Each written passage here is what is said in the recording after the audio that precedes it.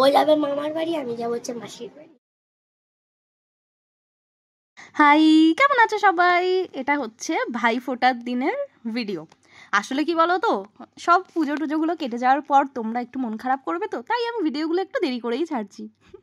যাই হোক, সকালবেলা ঘুম থেকে উঠে মাথায় লাগিয়ে নিয়েছিলাম ওই মামা আর্থের প্যাকটা, দিয়ে স্নান টান করে এসে ফার্স্ট যেটা কাজ স্কিন কেয়ার, আর এই যে সানস্ক্রিন লাগাচ্ছি আমি।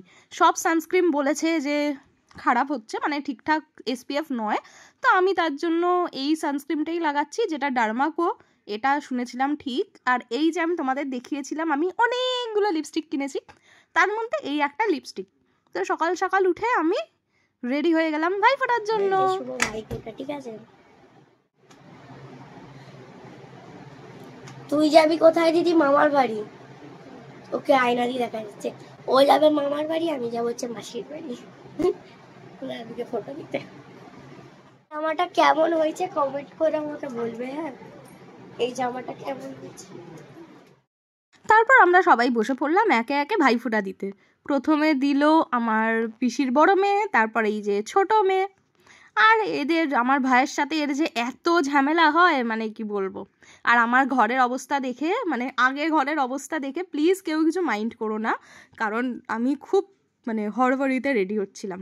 আর এই যে নমস্কার করার কি ঘটা, ঝামেলা করারও ঘটা, ওদের নমস্কার করারও ঘটা।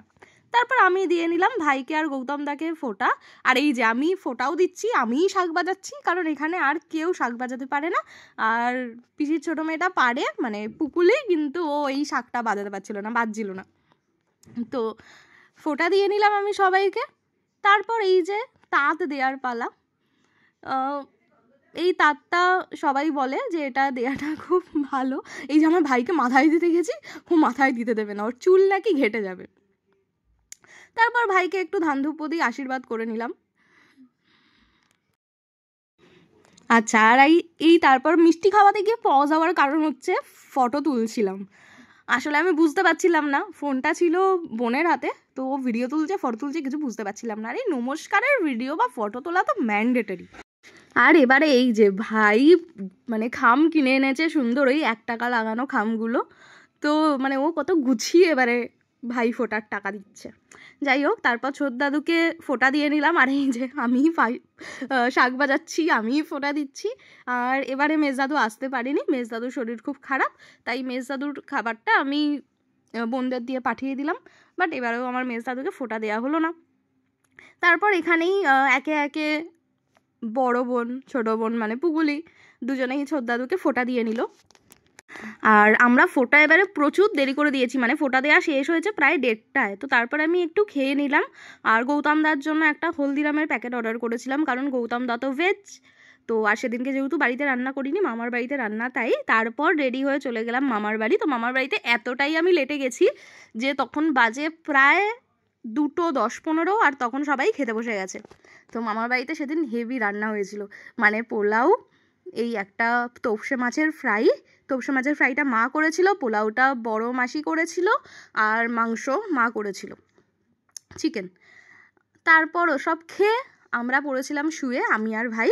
আর এই যে দিদি ভাই, ও কাজে বসে গেল, ওর সেদিনকে ওয়ার্ক ফ্রম হোম ছিল, বাট ছুটি ছিল না।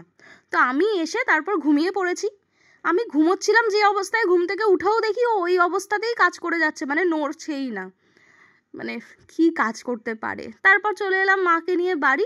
আর পাড়ায় এসে আমাদের পাড়ার ঠাকুরের সেদিনকেই বিসর্জন ছিল, তো সবাই চলে গেল বরণ করতে, তো মাও গেল বরণ করতে। তারপর আমি আর ভাই একটুখানি বেরোলাম।